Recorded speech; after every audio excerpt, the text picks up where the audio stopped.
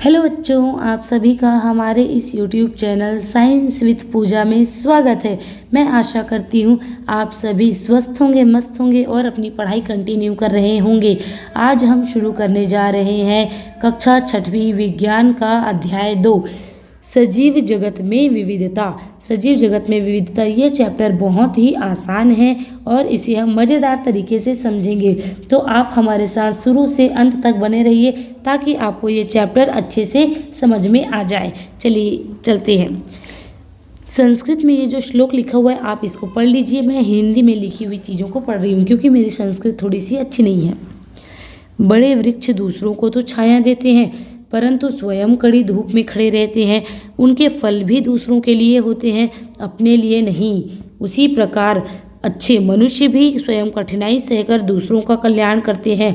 उन्होंने जो कुछ भी अर्जित किया है वे दूसरों को ही दे देते हैं। देखो, इसमें बताया गया है कि जो वृक्ष होता है वो स्वयं कड़ी धूप में खड़े रहते हैं लेकिन वो हमें क्या है, छाया प्रदान करते हैं। उसी तरह जो अच्छे मनुष्य होते हैं, जो सज्जन पुरुष होते हैं, वो स्वयं कठिनाई सहकर दूसरों का कल्याण करते हैं। उन्होंने जीवन में जो कुछ भी अर्जित किया होता है वो दूसरों को दे देते हैं। इस चैप्टर में हम सजीव जगत में जीवों की विविधताओं के बारे में पढ़ने वाले हैं। चलिए आगे देखते हैं। इस चैप्टर में आगे बहुत ही इंटरेस्टिंग चीज़ें आने वाली हैं, तो ध्यानपूर्वक सुनते रहिएगा और हमारे साथ शुरू से अंत तक बने रहिएगा। देखो, यहाँ पर आपको पिक्चर में क्या दिख रहा है? इस पिक्चर में आपको बहुत सारे स्टूडेंट्स दिख रहे हैं, विद्यार्थी दिख रहे हैं और ये एक विज्ञान की शिक्षिका है और ये एक डॉक्टर रघु हैं। ये कौन है? डॉक्टर रघु हैं जो कि एक वैज्ञानिक हैं। और यहाँ पे एक चाचा जी खड़े हुए हैं जिनका नाम है मनीराम चाचा। चलिए आगे पढ़ते हैं। कल की सुखद वर्षा के पश्चात आज यह एक सुहावनी सुबह है।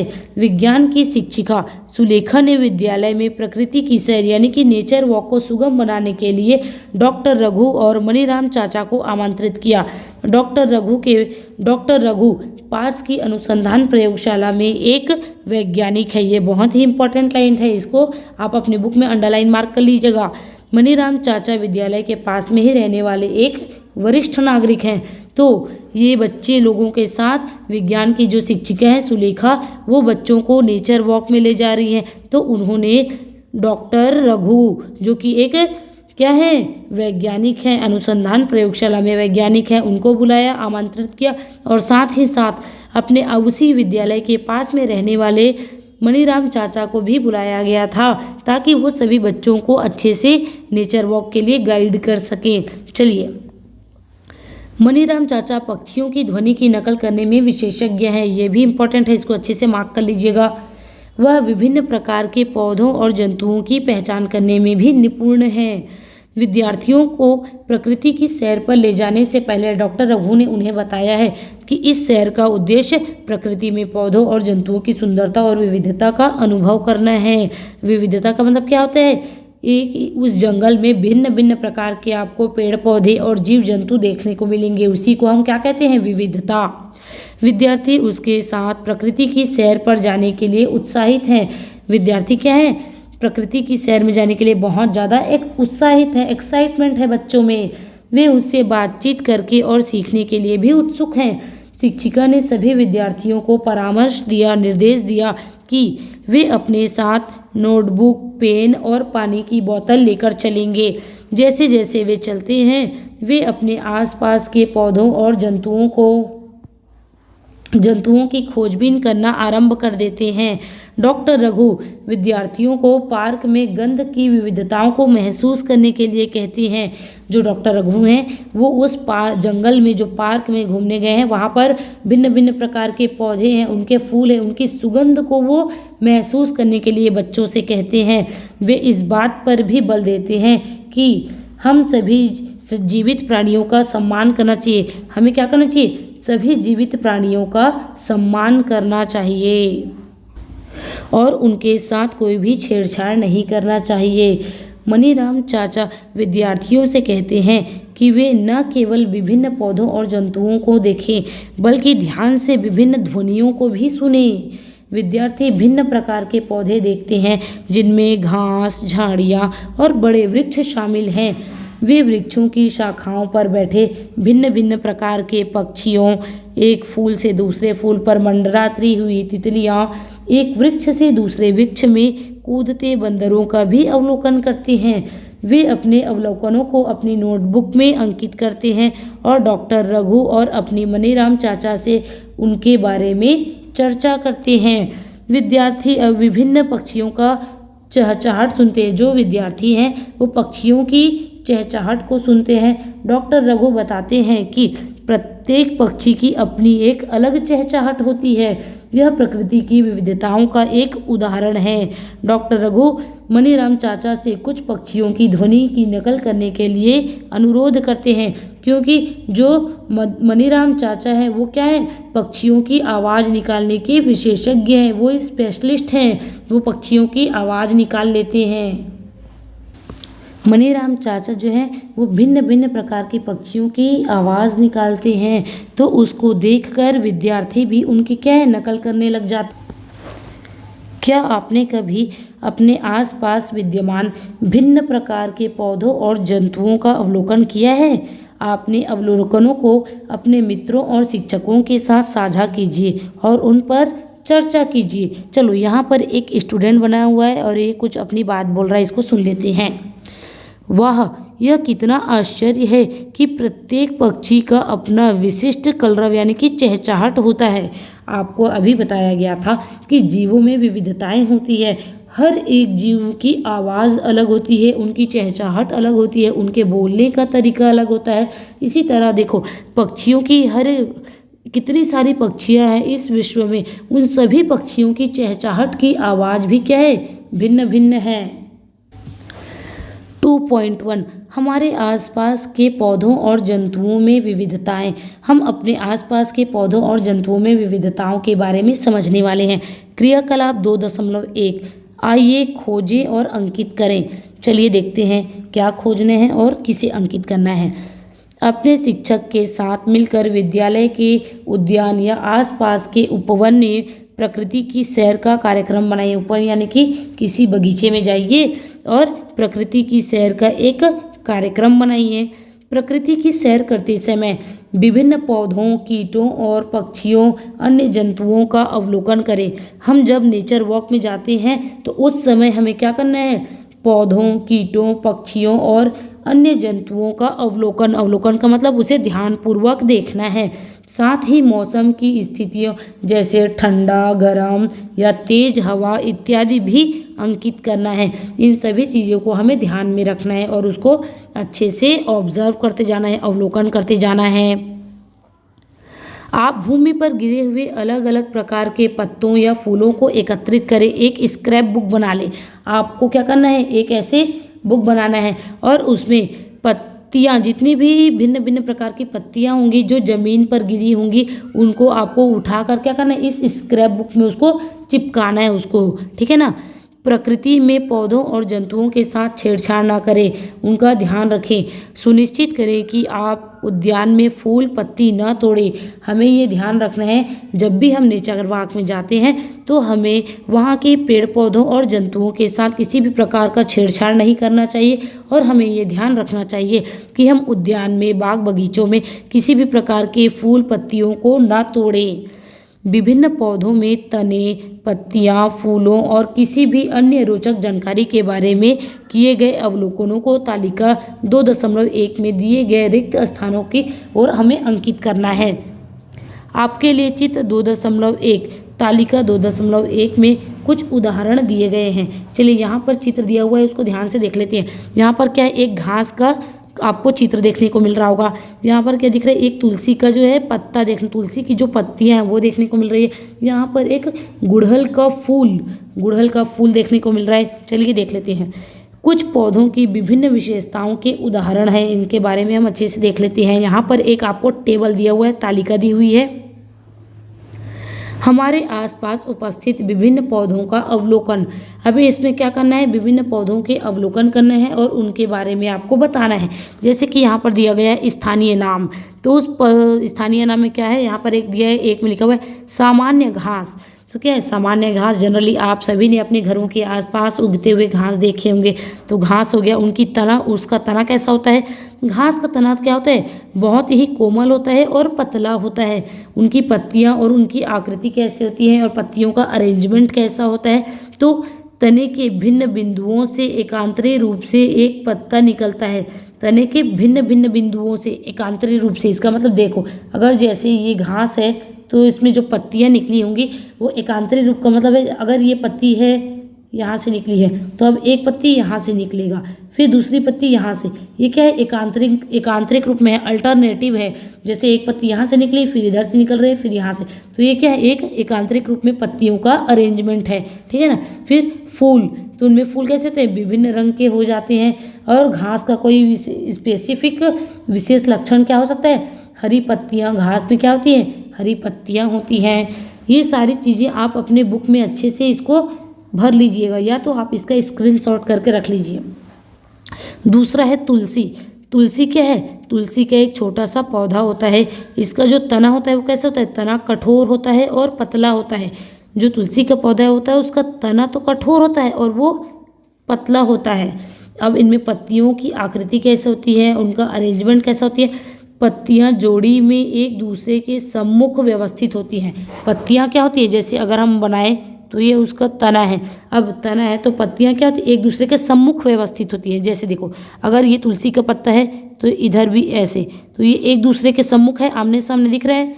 इस तरह के इनमें पत्तियों का क्या होता है, अरेंजमेंट होता है। तो जो तुलसी का पत्ता होता है उसमें पत्तियों का अरेंजमेंट इस तरह से आपको देखने को मिल जाएगा। इसे हम क्या बोलते हैं, ये एक तरह का सम्मुख अरेंजमेंट है पत्तियों का, और यहाँ पर पत्तियों का एकांतरण अरेंजमेंट दिया हुआ है, ठीक है ना। अब देखो, उसका जो फूल होता है, पत्ती जो होती है हमारे तुलसी का जो फूल होता है वो कैसा होता है, गुलाबी और बैगनी रंग का होता है। कैसा होता है, गुलाबी और बैगनी रंग का होता है। और इसमें और क्या विशेषताएं होती हैं, हरी और बैगनी पत्तियां होती हैं। जो तुलसी का पेड़ होता है, जो छोटा सा पौधा होता है, उनकी क्या होती है, उनमें क्या विशेषता होती है कि उनकी पत्तियां हरी होती हैं और बैगनी रंग की भी होती हैं। वैसे ही गुड़हल दिया हुआ है, गुड़हल एक पेड़ होता है, पौधा होता है झाड़ी की तरह, तो उसका तना भी कठोर होता है। तने में भिन्न बिंदुओं से एकांतरी रूप में एक पत्ता निकलता है। मतलब गुड़हल का जो फूल होता है वो आपको देखने को मिलेगा, भिन्न भिन्न प्रकार के होते हैं। गुड़हल का जो तना होता है वो बहुत ही कठोर होता है। अब गुड़हल में पत्तियों का जो अरेंजमेंट होता है वो इस टाइप का देखने को मिलेगा आपको, ये एकांतरी रूप में व्यवस्थित होती हैं। और जालिकावत शिरा विन्यास, तो जो पत्तियां होती है, चलो यहाँ पर आपको बताती हूँ, ये एक पत्ती है। अब पत्तियों में जालिकावत शिरा विन्यास का मतलब होता है कि जो पत्तियां, उनमें जो शिराएं होती है वो जालिका रूप होती है, जाल की तरह फैला होता है। देखो ऐसे, इस तरह से जाल की तरह पूरा बना होता है, तो इसको हम क्या बोल देते हैं, जालिका रूपी शिरा विन्यास। तो ये जो पत्ती है वो गुड़हल की जो पत्तियां होती है उनमें जो शिराएं होती है, उनका शिराओं का विन्यास कैसा होता है, जालिका रूपी शिरा विन्यास। ये है जालिका रूपी शिरा विन्यास, ठीक है। नीम, अब नीम की पत्तियों के बारे में देख लेते हैं। नीम एक पेड़ होता है जिनका तना बहुत ही मोटा होता है और कठोर होता है। अब नीम की जो पत्तियां, उनका अरेंजमेंट, उनका व्यवस्थित कैसा होता है, पत्तियां जोड़ी में एक दूसरे के सम्मुख व्यवस्थित होती है। यानी कि जो नीम की पत्तियां होती है वो भी, उनका अरेंजमेंट इस तरह से होता है। किस तरह से होता है, नीम की पत्तियों का अरेंजमेंट भी सम्मुख होता है, यानी कि उनकी पत्तियां आमने सामने लगी होती हैं। और उनका जो फूल होता है वो कैसे होता है, सफ़ेद होता है और हल्का पीला होता है। चिकनी सतह वाली पत्तियां होती हैं, इसमें विशेषता क्या होती है, चिकनी सतह वाली पत्तियां होती हैं। अब हम देख लेते हैं, लास्ट में गुलाब दिया हुआ है। तो पांचवा क्या है, गुलाब। गुलाब क्या होता है, गुलाब का जो तना होता है वो कैसा होता है, मोटा, लकड़ी युक्त और कंटीला होता है। आपने देखा है कि गुलाब में कांटे लगे होते हैं, ठीक है ना। अब उनकी पत्तियों का अरेंजमेंट भी कैसा होता है, तो गुलाब की पत्तियों का अरेंजमेंट भी इसी तरह से होता है। यहाँ पर उनकी जो तने होते हैं उनमें उनकी पत्तियाँ क्या होती हैं, सम्मुख अरेंजमेंट होती है, यानी कि आमने सामने उनकी पत्तियों का अरेंजमेंट होता है। और आपने देखा है गुलाब के जो फूल होते हैं वो तो भिन्न भिन्न कलर के होते हैं, कोई लाल होता है, कोई गुलाबी होगा, सफ़ेद होगा, पीला, काला, हरा, बहुत सारे प्रकार के आपने गुलाब के फूल देखे होंगे। अब गुलाब के फूल की क्या विशेषता हो सकती है कि फूल बहुत ही ज़्यादा सुगंधित होते हैं, उससे बहुत ज़्यादा अच्छी खुशबू निकलती है। तो इस टेबल को आप ध्यानपूर्वक भर लीजिएगा और अपने बुक में स्क्रीनशॉट करके रख लीजिएगा अच्छे से, ठीक है। चलिए अब हम आगे बढ़ते हैं। अभी आपने इस कॉलम में देखा कि जो हमारे पेड़ पौधे होते हैं उनके तने में भी भिन्नताएं होती हैं, उनकी पत्तियों का जो अभिविन्यास होता है वो भी अलग अलग प्रकार की होती है, उनके जो फूल हैं उनका कलर भी अलग होता है और हर प्रकार के जो पेड़ पौधे होते हैं उनकी विशेषताएं भी अलग अलग होती हैं, भिन्न भिन्न प्रकार की होती हैं। ठीक है, चलिए आगे चलते हैं। अब देखिए यहाँ पे लिखा हुआ है, आपने जिन पौधों का अवलोकन किया है उनमें क्या समानताएं और क्या भिन्नताएं पाई। अभी जो आपने टेबल में जो ऑब्जर्व किया है पेड़ पौधों के बारे में, आपको उस टेबल में क्या है, कुछ समानताएं देखने को मिली होंगी और कुछ विभिन्नताएं देखने को मिली होंगी। आपने देखा होगा कि पौधे में भिन्न प्रकार की विशेषताएं पाई जाती हैं, जैसे लंबा एवं छोटा, कठोर अथवा कोमल तना, भिन्न आकृति की पत्तियां और तने पर पत्तियों का अभिविन्यास। अभी हमने आपको बताया था कि कुछ जो पौधे होते हैं, पेड़ होते हैं, वो क्या होते हैं, बहुत ही लंबे होते हैं तो कुछ बहुत छोटे होते हैं, कुछ के तने बहुत कठोर होते हैं और कुछ पौधों के तने जो हैं वो कोमल होते हैं। उसी प्रकार जो कुछ पेड़ पौधे होते हैं उनकी जो पत्तियां होती हैं उनका अरेंजमेंट भी भिन्न भिन्न प्रकार का होता है। कुछ के जो हैं वो क्या होती है, उनकी जो पत्तियां होती हैं वो सम्मुख अरेंजमेंट वाली होती हैं और कुछ की एकांतरिक अरेंजमेंट वाली होती हैं। फूलों के रंग, भिन्न भिन्न प्रकार के पेड़ पौधे में उनके फूलों के रंग भी भिन्न भिन्न होते हैं, उनके आकार भी भिन्न होते हैं और हर प्रकार के जो पेड़ पौधे उनसे निकलने वाले जो सुगंध है वो भी भिन्न भिन्न प्रकार के होते हैं। अब सैर के समय देखे गए अथवा अपने पूर्व अनुभवों के आधार पर जंतुओं की एक सूची बनाइए। उनके रहने के स्थान, उनके भोजन और गति के प्रकार को तालिका में आपको रिक्त स्थान पर भरना है। आपके लिए यहाँ कुछ उदाहरण भी दिए गए हैं। अब हम क्या करेंगे, जब हम नेचर वॉक पे घूमने गए थे तब हमने देखा था कि वहाँ पे कुछ जीव जंतु भी रहते हैं, तो उनके रहने का स्थान क्या हो सकता है, वो किस टाइप के भोजन करते हैं और उनके चलने का तरीका क्या है, इन सभी को आपको ध्यान से अवलोकन करना है और ये जो तालिका दी हुई है इसमें आपको उसको भरना है। चलिए देखते हैं। देखो जंतुओं के नाम लिखे हुए हैं, तो जहाँ आप नेचर वॉक में गए थे वहाँ पे आपने कौन कौन से जंतु देखे उसका नाम यहाँ पे लिखना है। उनके रहने का स्थान, जिन जिन जंतुओं को आपने देखा है उस नेचर वॉक में उनके रहने का स्थान क्या है उसको लिखना है। फिर वो किस तरह का भोजन खाते हैं उसको यहाँ पे लिखना है। उनके गति का प्रकार क्या है, वो चलते कहते हैं उसके बारे में लिखना है। और कोई अन्य विशेषताएं अगर उस जीव जंतु के बारे में है तो उसको इस कॉलम में आपको लिखना है। चलिए देख लेते हैं। पहला आपको देखने को मिला है कौवा। कौवा कहाँ रहता है, वो तो वृक्ष में रहता है। वो भोजन क्या करता है, कीट उसका भोजन होता है। जो कीड़े मकोड़े होते हैं वो कौवे का भोजन होता है। अब जो कौवा होता है वो चलता कैसे है, तो कौवा आपने देखा है कि उड़ता है और चलता है। वो दोनों प्रकार की गति कर सकता है, वो उड़ भी सकता है और वो चल भी सकता है। कौवे में क्या विशेषताएं होती है, चोंच में टहनी लिए हुए रहता है। कौवे में क्या होते हैं, वो चोंच में टहनी को लिए हुए रहता है। ठीक है ना। दूसरा है चींटी। चींटी तो आप सभी ने देखा होगा अपने घरों में। चींटी कहाँ पे रहती है, तो चींटी जो है मिट्टी एवं बिलों में रहती है। चींटी कहाँ पे रहती है, मिट्टी और बिल बनाकर रहती है। ठीक है। वो भोजन क्या करती है, पत्तियाँ, बीज और कीट उनका भोजन होती है। तो जो चींटी है उसका भोजन क्या होती है, पत्तियाँ, बीज और कीट चींटियों का भोजन होती है। अब चींटियाँ चलती कैसी हैं, तो सतह पर रेंगते हुए चलती हैं। जो चींटियाँ कैसे चलती हैं, सतह पर रेंगते रहती हैं। ठीक है। और इस चींटियों की क्या विशेषता होती है, तो 6 पाद होते हैं, यानी कि उसके 6 पैर होते हैं। चींटियों के कितने पैर होते हैं, तो 6 पैर होते हैं। इसी प्रकार से गाय। गाय भी एक स्थानीय जंतु है जो कि कहाँ है, भूमि में रहता है, या और आप चाहें तो इसमें गौशाला भी लिख सकते हैं। फिर जो गाय होती है वो भोजन क्या करती है, घास और पत्तियाँ खाती है। गाय चलती कैसे है, गायों में मूवमेंट किस प्रकार का होता है, तो गायें चलती हैं और सरपट दौड़ती हैं। अब इनकी विशेषता क्या होती है, गाय के 4 पैर होते हैं और दूध उत्पादन के लिए उसमें 4 थन होते हैं। तो ये बहुत ही इंपॉर्टेंट है, गाय के 4 पैर होते हैं और दूध उत्पादन के लिए उसमें 4 थन होते हैं। चलिए अब देख लेते हैं ज़ेबरा। ये क्या, ये भूमि में, और आप चाहे तो ये जंगल भी लिख सकते हैं। ये जनरली आपको जंगलों में देखने को मिल जाते हैं और वो भी घास और पत्तियां खाते हैं। और इसमें भी गति का प्रकार चलना और सरपट दौड़ना होता है। जो ज़ेबरा होती है उसके भी 4 पैर होते हैं और त्वचा पर सफ़ेद और काली धारियाँ होती हैं। क्या होती हैं, उनके जो स्किन होते हैं उसमें सफ़ेद और काली धारियाँ होती हैं। ठीक है, यहाँ पे अब देख लेते हैं बकरी। बकरी तो आप सभी ने देखा है, बकरी एक क्या है, पालतू जानवर है। बकरी कहाँ पे रहती है, भूमि में रहती है। वो घास और पत्तियाँ खाती है।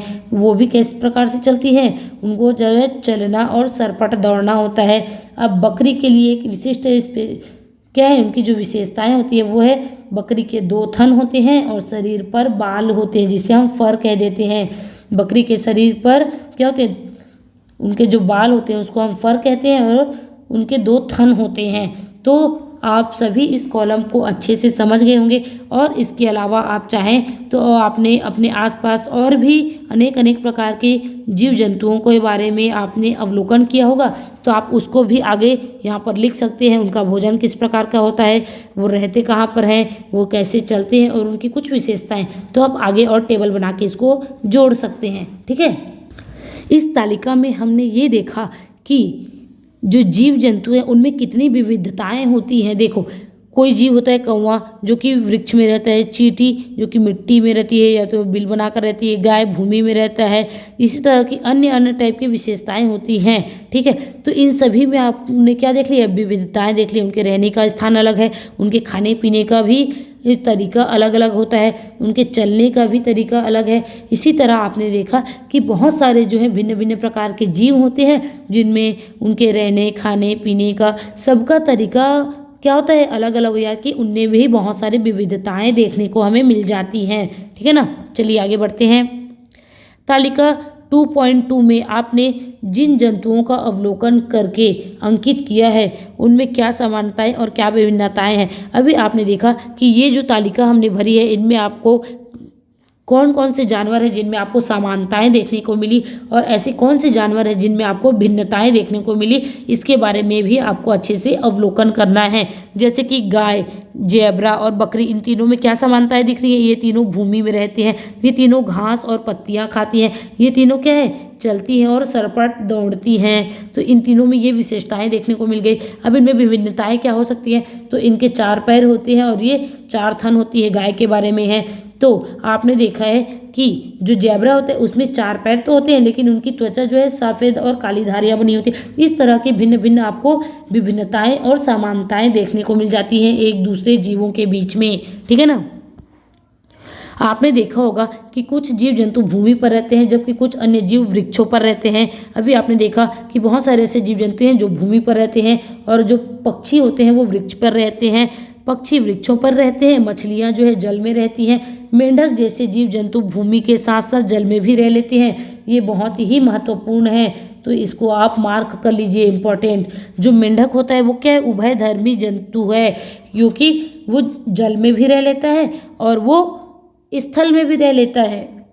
ठीक है ना, जंतुओं द्वारा खाए जाने वाले भोजन और उनकी गति के प्रकार में भी आपको विविधताएं देखने को मिली है। अभी हमने देख लिया है। आपने जिन पौधों एवं जंतुओं का अवलोकन किया है उनके चित्र अपनी नोटबुक में बनाइए, अथवा आपके द्वारा एकत्रित किए गए विभिन्न पौधों के पत्तों, फूलों और जीव जंतुओं के पंखों के स्थान पर स्क्रैप बुक तैयार करके उसमें चिपका लीजिए।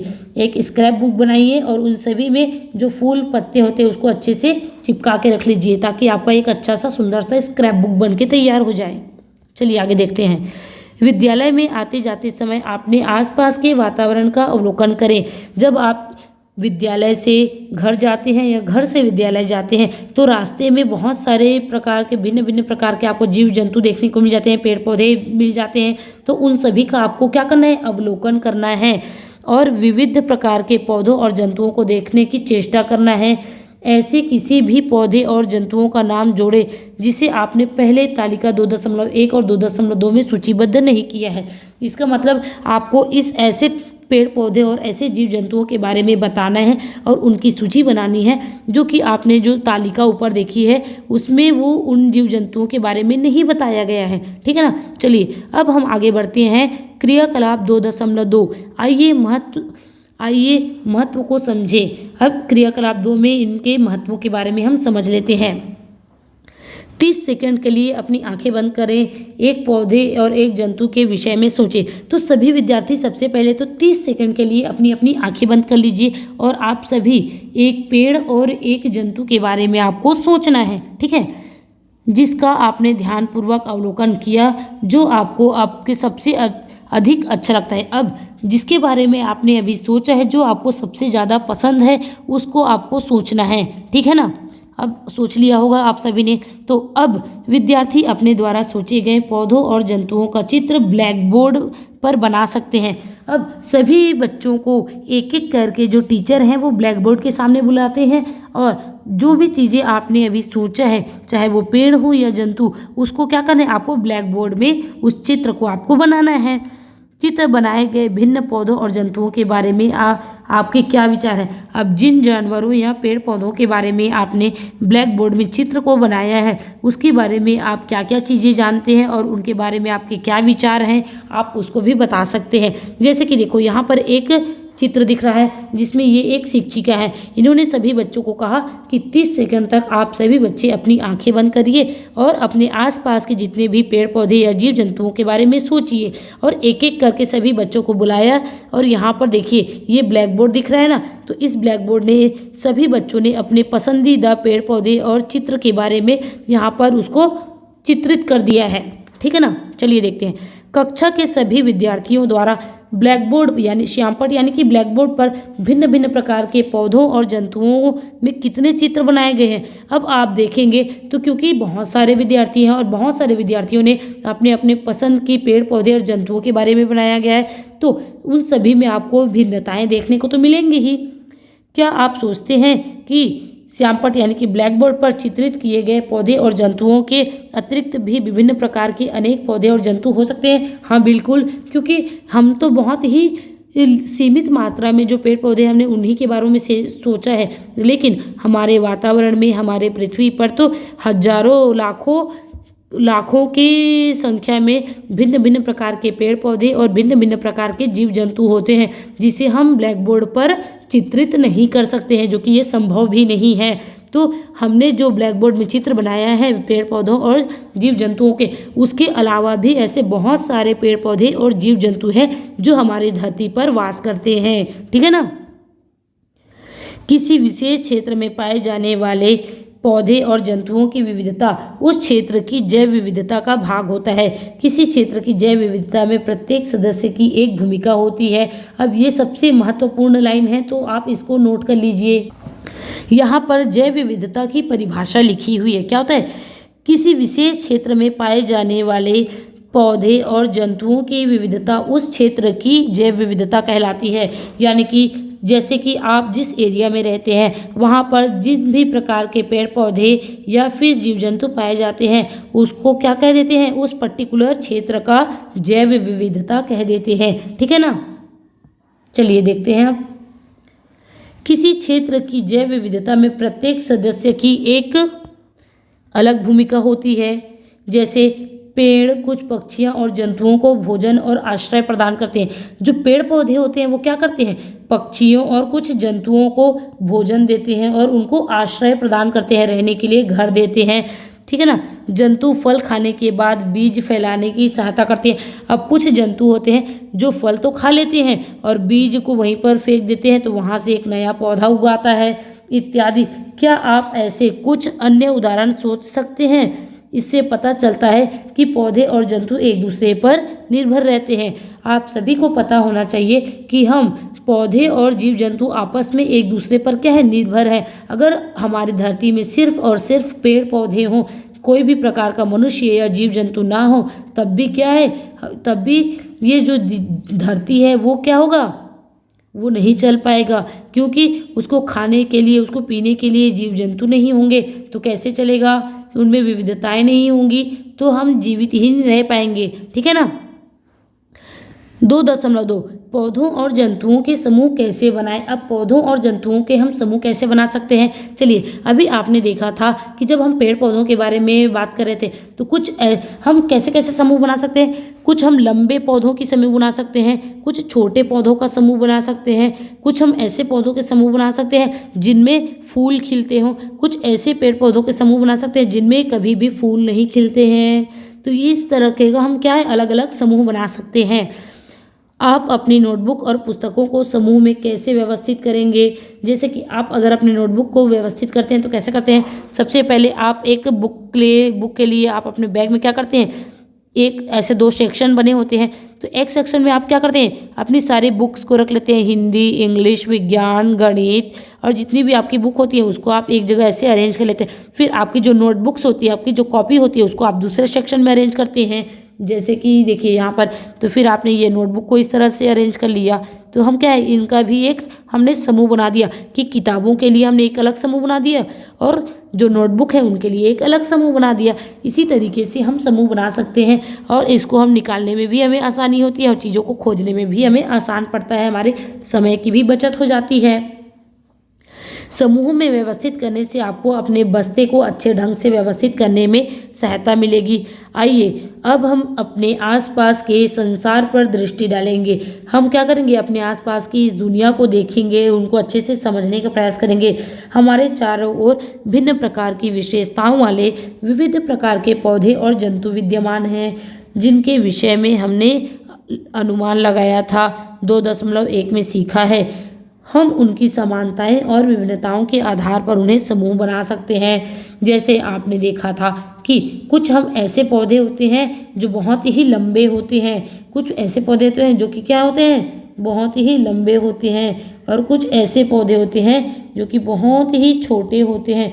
तो हम उनका समूह बना सकते हैं। कुछ ऐसे भी पौधे होते हैं जिनके जो तने होते हैं वो बहुत ही पतले होते हैं, और कुछ ऐसे पेड़ पौधे होते हैं जिनके तने बहुत ही मोटे होते हैं। इस तरह से विशाल तने वाले होते हैं, मोटे होते हैं, तो इनका भी हम समूह बना सकते हैं। कुछ ऐसे पेड़ पौधे होते हैं जिनमें क्या होते हैं, फूल खिल जाते हैं। क्या होते हैं, कुछ ऐसे पेड़ पौधे होते हैं जिनमें फूल खिलते हैं, तो हम उनका समूह बना सकते हैं। कुछ ऐसे भी पेड़ पौधे होते हैं जिनमें कभी भी फूल नहीं खिलते। तो इस तरीके से हम क्या है, भिन्न भिन्न जंतुओं और पौधों का समूह बना सकते हैं। अगर जंतुओं के बारे में देखें तो हम ऐसे समूह बना सकते हैं कि कुछ जंतुओं को ऐसे समूह बनाए जो धरती पे, जो भूमि में रहते हैं, हम उनका समूह बना सकते हैं। जैसे जो भूमि में रहते हैं उनका समूह बना लिया, जो जल में रहते हैं हमने उनका एक अलग समूह बना लिया है, और जो वृक्ष में रहते हैं हमने उन पक्षियों और जंतुओं का एक अलग समूह बना लिया। इस तरह से हम उनका समूह बना सकते हैं। उनके भोजन के आधार पर भी हम ग्रुपिंग कर सकते हैं। जैसे जो पक्षी होते हैं वो कीड़े मकोड़े खाते हैं, पत्तियों को खाते हैं, और जो मछलियाँ होते हैं वो भी जो पानी में छोटे छोटे कीड़े मकोड़े पेड़ पौधे होते हैं उनको खाते हैं, और कुछ जीव जंतु ऐसे होते हैं जो पत्तियाँ और घास खाते हैं, तो हम उनका भी एक समूह बना सकते हैं। समूह बनाने से जो जीव जंतु और पेड़ पौधे हैं उनके बारे में अध्ययन करना और भी आसान हो जाता है, क्योंकि उनकी समानता, ऐसे जीव जो कि आपस में समानताएं होती हैं उनको हम एक तरह से उनकी अध्ययन कर सकते हैं, और कुछ ऐसे भी जीव होते हैं जो कि उनके बीच में भिन्नताएं होंगी, तो हम उनको समूहों का अध्ययन कर सकते हैं। तो ये चीज़ें हमें आसान बना देती हैं। हम इसको और इजी तरीके से बहुत ही ज़्यादा जीव जंतुओं के बारे में हम अध्ययन कर सकते हैं। जब हम समूह बनाएंगे तो हम चीज़ों को और आसान तरीके से भी समझ सकते हैं। ठीक है ना, चलिए आगे चलते हैं। क्रियाकलाप 2.3, आइए समूह बनाएं। अब हम समूह बना लेते हैं। चलिए, विविध प्रकार के पौधों और जंतुओं के चित्र एकत्रित कीजिए। अब हमें भिन्न भिन्न प्रकार के जंतु और पेड़ पौधों के क्या है, उसको चित्रों को एकत्रित करना है। आप पुरानी पत्रिकाओं, समाचार पत्रों, चार्ट पेपर और अन्य स्रोतों से उनके चित्र को काट सकते हैं और इनसे प्रत्येक चित्र अलग कर एक कार्ड पर चिपका दीजिए। जैसे हम क्या करेंगे, भिन्न भिन्न सोर्स हो सकते हैं, जैसे कुछ पत्रिका हो सकती है, समाचार पत्र हो गया और चार्ट पेपर हो गया। अन्य सोर्सेज से हम क्या करेंगे, सारे चित्रों को काटेंगे, उन चित्र को अलग अलग करके हम चिपकाएंगे। एक बड़ी सी ऐसे नोटबुक बना लेंगे, उसमें स्क्रैप बुक, उसमें हम क्या करते जाएंगे, चिपकाते जाएंगे। अपनी कक्षा को 5 से 6 विद्यार्थियों का अलग अलग समूह बना लीजिए। अब हम क्या करेंगे, 5 से 6 बच्चों की एक समूह बना लेंगे। जैसे ये समूह ए है तो समूह बी, और ये एक समूह सी बन गया। इसी तरह के समूह बना लेंगे। अपने समूह के सभी भी साथियों द्वारा बनाए गए कार्ड एकत्रित कर लीजिए। आप सभी बच्चे क्या करेंगे, अपने अपने कार्डों को अपने समूह में एकत्रित कर लेंगे, और जो समूह आपने बनाया है उसमें जो आपने बुक बनाई है, जो स्क्रैप बुक, उसमें उन चित्रों को क्या करेंगे, उसको चिपकाते जाएंगे। कार्ड में दर्शाए गए सभी पौधों और जंतुओं की भिन्न भिन्न विशेषताओं का अवलोकन करना है। अब कार्ड में आपने जिन भी चित्रों को चिपकाया है उनकी विशेषताओं को और उनकी भिन्नताओं को भी अवलोकन करना है ध्यानपूर्वक। तालिका 2.1 और तालिका 2.2 में लिखी पौधों और जंतुओं की विशेषताओं का भी आप स्मरण कर सकते हैं। चलिए, एक समान विशेषताओं के आधार पर उनके समूह बनाइए। अब हम क्या समूह बना सकते हैं? एक ऐसा, चलो ये ग्रुप सी है, ग्रुप सी ने एक ऐसा समूह बनाया है कि ये क्या है, ये जो है टॉल यानी कि लंबे पेड़ पौधे वालों का एक समूह, जितने भी लंबे पेड़ पौधे होते हैं उनका एक समूह बना लिया है, उसको हमने यहाँ पे रखा है। और एक जो ये बौने, जो हमारे बौने होते हैं, जिसको हम बौने बोल सकते हैं या डॉर्फ बोल सकते हैं, उनका एक समूह बना दिया है पेड़ पौधों का, ठीक है ना। आपके द्वारा बनाए गए पौधों और जंतुओं के समूह के आधार को कक्षा के अन्य समूहों के साथ साझा करें और उन पर भी चर्चा करें।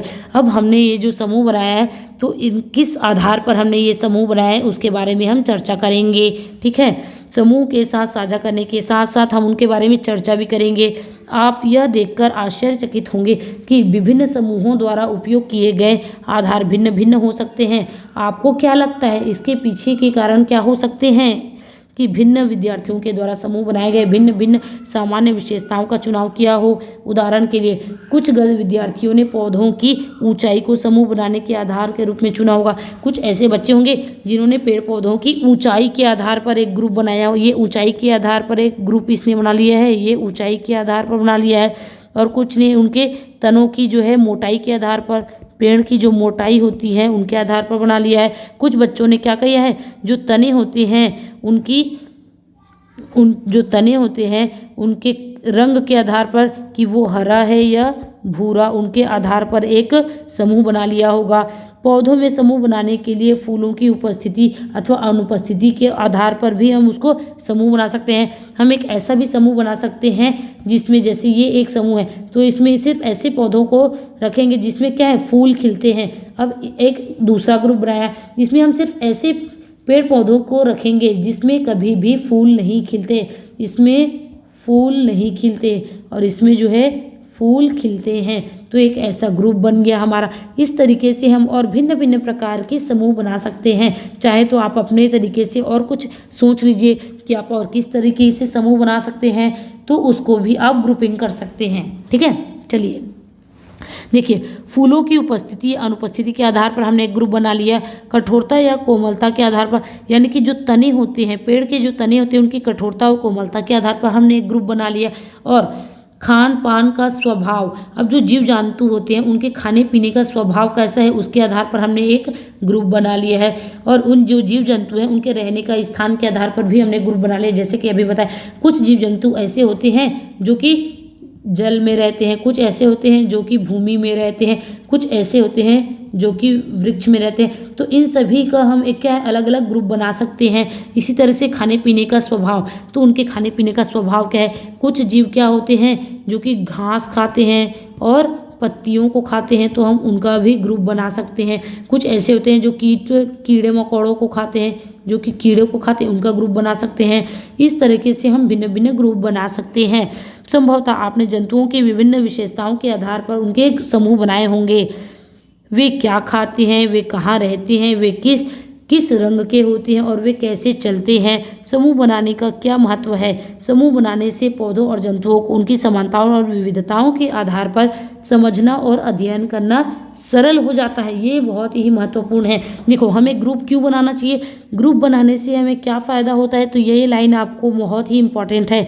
ग्रुप बनाने से क्या होता है, पौधे और जीव जंतुओं की समानताओं और विभिन्नताओं के आधार पर अगर हमने ग्रुप बना लिया है तो उनको समझना, उनके बारे में अध्ययन करना और भी क्या हो जाता है, आसान हो जाता है, सरल हो जाता है। इसीलिए हम ग्रुप बना लेते हैं, ग्रुप बना के हम अध्ययन कर लेते हैं, ठीक है ना। आप समूह बनाने के महत्व के विषय में अध्ययन हमारे आसपास की सामग्री में और अधिक, एक चैप्टर है चैप्टर नंबर 6। इस चैप्टर नंबर 6 क्या है, चैप्टर नंबर 6 का नाम है हमारे आसपास की सामग्री। इस चैप्टर में आप ग्रुप कैसे बना सकते हैं और इसके बारे में विस्तृत अध्ययन करेंगे, ठीक है ना।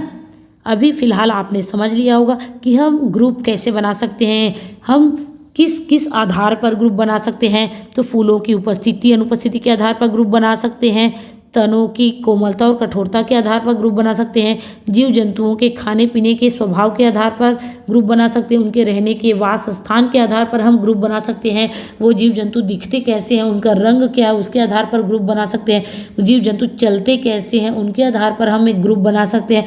इस तरह से हम भिन्न भिन्न ग्रुप बना सकते हैं और इन ग्रुप में कुछ समानताएं होंगी और कुछ भिन्नताएं होंगी और इनको हम फिर आसान भाषा में समझ सकेंगे और चीज़ों को ईजिली हम क्या है अध्ययन कर पाएंगे। ठीक है ना। चलिए इस क्लास को आज हम यहीं पर समाप्त करते हैं। अगर आपको ये क्लासेस अच्छी लगी हो तो आप हमारे चैनल को सब्सक्राइब कर लीजिए और इस क्लास को अपने दोस्तों के साथ शेयर कीजिए ताकि ज़्यादा से ज़्यादा लोगों पर ये वीडियो पहुंच सके। ठीक है, और आप इसी तरह से हमारे वीडियो को देखते रहिए और हम पर प्यार बनाए रखिए। धन्यवाद, थैंक यू। कल फिर मिलेंगे इसी समय में।